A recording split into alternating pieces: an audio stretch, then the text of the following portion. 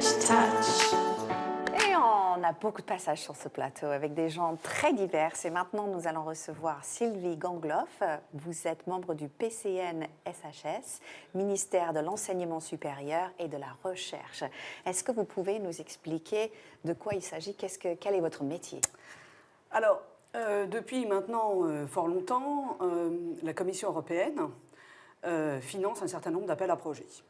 Alors, ça concerne différents ministères, différentes DG. Et là, il s'agit de la DG Recherche de la Commission européenne qui publie donc des appels à projets dans le domaine de la recherche. Contrairement, par exemple, aux appels culture créative qui sont publiés par la DG Culture et qu'ici, vous connaissez bien. Oui. Voilà. Donc, c'est un dispositif qui est extrêmement vaste. Il y a de très nombreux appels.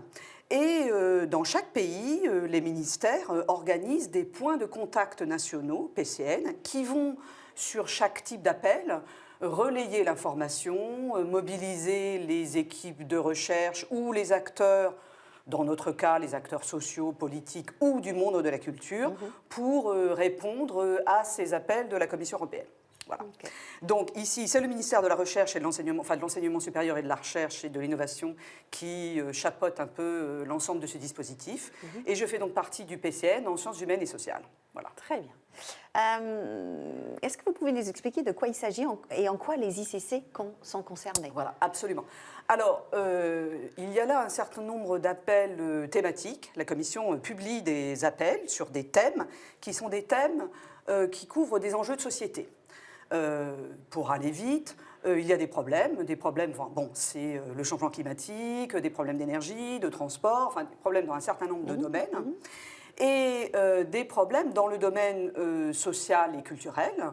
Il s'agit de la montée des populismes, la remise en cause de la démocratie, les inégalités, un certain nombre de choses. Voilà.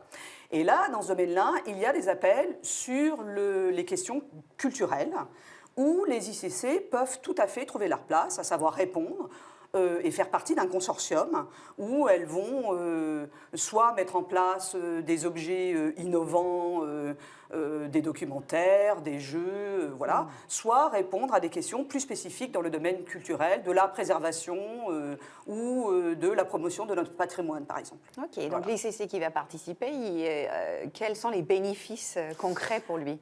Alors, les bénéfices, bon, ils sont en termes financiers, puisque ce sont des programmes qui sont financés, mais c'est aussi, si vous voulez, un moyen, par exemple, de financer tout simplement des innovations que certaines ICC peuvent mettre en place. Okay. Dans le domaine, il y a beaucoup d'appels sur les questions de culture et de nouvelles technologies. Comment conserver, promouvoir ce patrimoine via, bon, ça peut être, je ne sais pas moi, la visite des musées en 3D, bon, bien que ce soit déjà bien connu, mais enfin, si vous voulez... Immersif, voilà, absolument. Ou que ce soit, aussi...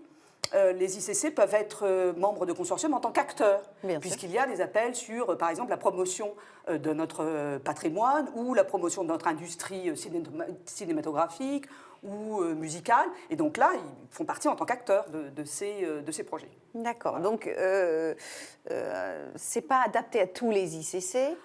Bon, ce n'est pas adapté à tous les ICC, bien sûr, il va s'en dire, mais en tant que soit innovateurs, soit acteurs, soit chercheurs, ils peuvent trouver leur place dans pas mal d'appels au final, sur les questions culturelles ou même sur d'autres questions. Parce que si on est sur des questions, par exemple, d'inégalité, bon, ben, il y a des acteurs qui sont... qui vont mettre en place, trouver sa place trouver sa place, voilà, quelque part, sur certains de ces appels. Voilà. Sans compter que, finalement, ça leur permet de participer à des réseaux européens. D'accord. Et ça, somme toute, c'est toujours un avantage. C'est toujours un plus, au final. Évidemment. Voilà. Comment on peut vous joindre, vous rejoindre? Alors, nous, donc, on est au ministère. On a un site, vous pouvez nous trouver sur Internet en tapant point de contact national, recherche cluster 2, puisque ça s'appelle le cluster 2, sciences humaines et sociales, ministère.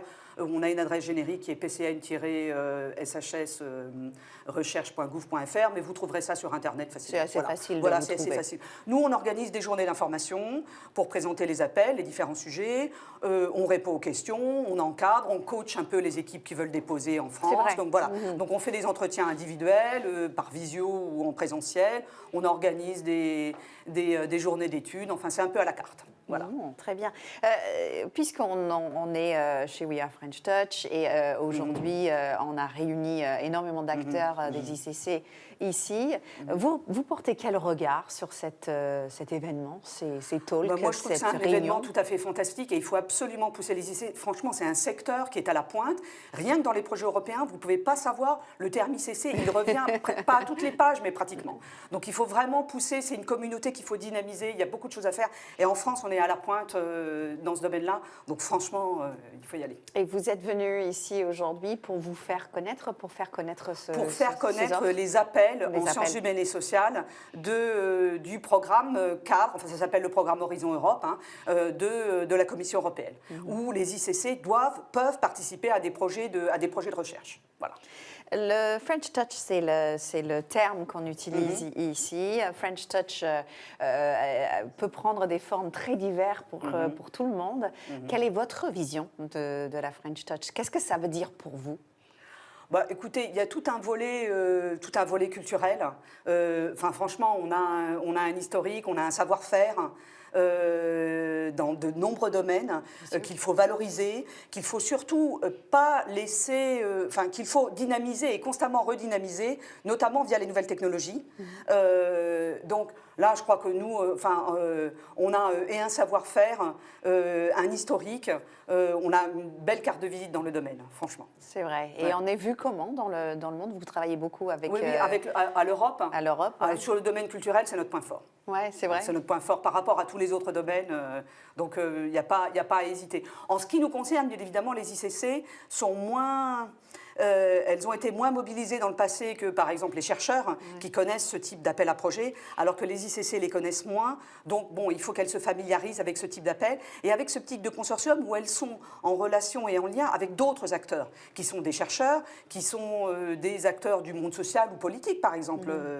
Donc, il y a des questions de mise en réseau qui sont un petit peu plus complexes à réaliser. Mais là, je pense qu'on va réaliser... C'est une question de temps. C'est une question de temps, voilà. C'est une question de temps et on est là pour ça. On fait des journées d'information, donc on est là pour ça aussi. Vous allez sur Internet, vous allez pouvoir vous retrouver assez facilement avec vos équipes. Merci beaucoup d'avoir été de passage sur ce plateau. Et bonne journée à vous. Merci, au revoir.